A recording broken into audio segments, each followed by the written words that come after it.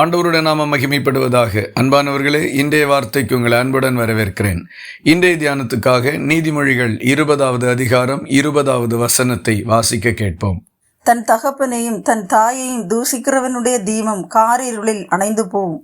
முற்காலங்களில் இரவு நேரங்களில் வழி நடக்கக்கூடிய பிரயாணிகள் தங்களோடு விளக்குகளை அல்லது தீபங்களை, தீவட்டிகளை கொண்டு செல்வது வழக்கமாயிருந்தது. அப்படிப்பட்ட பின்னணியோடு இணைந்து இந்த வசனம் ஒரு சத்தியத்தை நமக்கு தெரிவிக்கின்றது. ஒரு மனுஷன் காரிருள் சூழ்ந்த இடத்திலே சென்று கொண்டிருக்கும் பொழுது அவனுடைய விளக்கு அணைந்து போகுமானால் அவனால் ஒரு அடி முன்னாலேயும் வைக்க முடியாது, பின்னாலும் வைக்க முடியாது. வெளிச்சம் இல்லாதபடியினால் அவனால் எதுவும் செய்ய முடியாமல் தவிக்கின்ற கைவிடப்பட்ட ஒரு நிலைக்கும் போய்விடுவான். இந்த உதாரணத்தை வேத வசனத்திலே தன் தகப்பனையும் தன் தாயையும் தூஷிக்கிற மனுஷனோடு ஒப்பிட்டு சொல்லப்பட்டிருக்கின்றது. தூஷித்தல் என்றால் இழிவாக பேசுதல், அபாண்டமாக குற்றம் சாட்டுதல், தூற்றித் திரிகிறதுமான அனுபவத்தை குறிப்பிடுகின்றது. எந்த பிள்ளைகளும் தங்கள் பெற்றோரை அப்படி செய்யக்கூடாது என்று வேதம் சொல்லுகின்றது.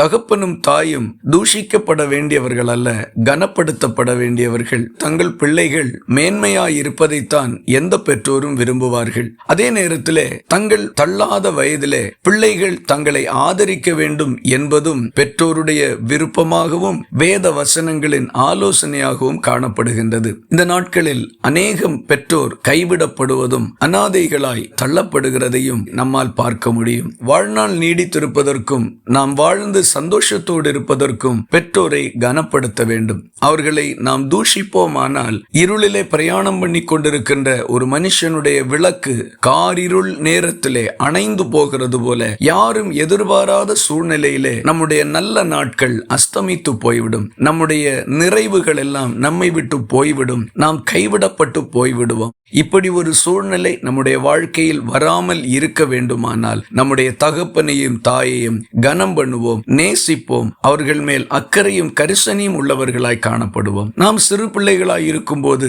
நமக்கு வந்த நோய்களிலே நம்முடைய பெற்றோர் இரவு பகல் என்று பாராமல் நம்மை தூக்கி கொண்டு மருத்துவமனைகளுக்கு சென்றிருக்கிறார்கள். அதே பெற்றோர் வயது முதிர்ந்தவர்களாகும் போது எத்தனை பிள்ளைகள் இப்படி கரிசனையோடு செயல்படுகிறார்கள்? கணக்கிட்டு பார்த்தால் மிக மிக சொற்பமானவர்களைத்தான் நம்மால் பார்க்க முடியும். சிந்தித்து பார்ப்போம். இன்றைக்கு இருக்கக்கூடிய பிள்ளைகள் நாளைக்கு தகப்பனாகவும் தாயாகவும் மாறிவிடுவார்கள். இன்றைக்கு நமக்கு இருக்கின்ற வாலிபம் நாளைக்கு முதுமையாக மாறும். இன்றைக்கு நாம் செய்வது நாளைக்கு நமக்கே பாதிப்பாக வந்து முடிந்துவிடும். ஆகவே நாம் நன்றாயிருப்பதற்கும் நாம் வாழ்ந்திருப்பதற்கும் பெற்றோரை கனப்படுத்துவோம். தூஷிக்காதபடி அவர்களை மகிழ்ச்சியாக வைத்திருப்போம். நம்முடைய விளக்கு காரிருளில் எரிந்து பிரகாசிக்கும்.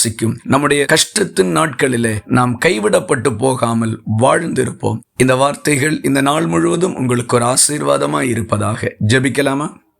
எங்களை நேசிக்கிற அன்பு நிறைந்த நல்ல ஆண்டவரே, நாங்களுமே நன்றியோடு துதிக்கிறோம். ஆசீர்வாதமான இந்த காலை வேளையிலே உம்முடைய வேத வசனம் எங்களுக்கு தூண்டுகோலாய் இருக்கிறதற்காக உமக்கு ஸ்தோத்திரம். பெற்றோருக்கு செய்ய வேண்டிய கடமைகளை சரியாய் செய்ய எங்களுக்கு நல்ல மனதை தாரும். எங்கள் நல்ல நாட்கள் காரிருளை போன்ற சோதனையின் மத்தியில் அஸ்தமித்து போகாமல் இருக்க இவைகளை சரியாய் செய்ய எங்களுக்கு உதவி செய்யும். ஜெபத்தை கேட்டதற்காக ஸ்தோத்திரம். இயேசு கிறிஸ்து மூலம் வேண்டிக் கொள்கிறோம் எங்கள் அன்புள்ள நல்ல பிதாவே, ஆமென். கர்த்தர் தாமே உங்களை ஆசீர்வதிப்பாராக.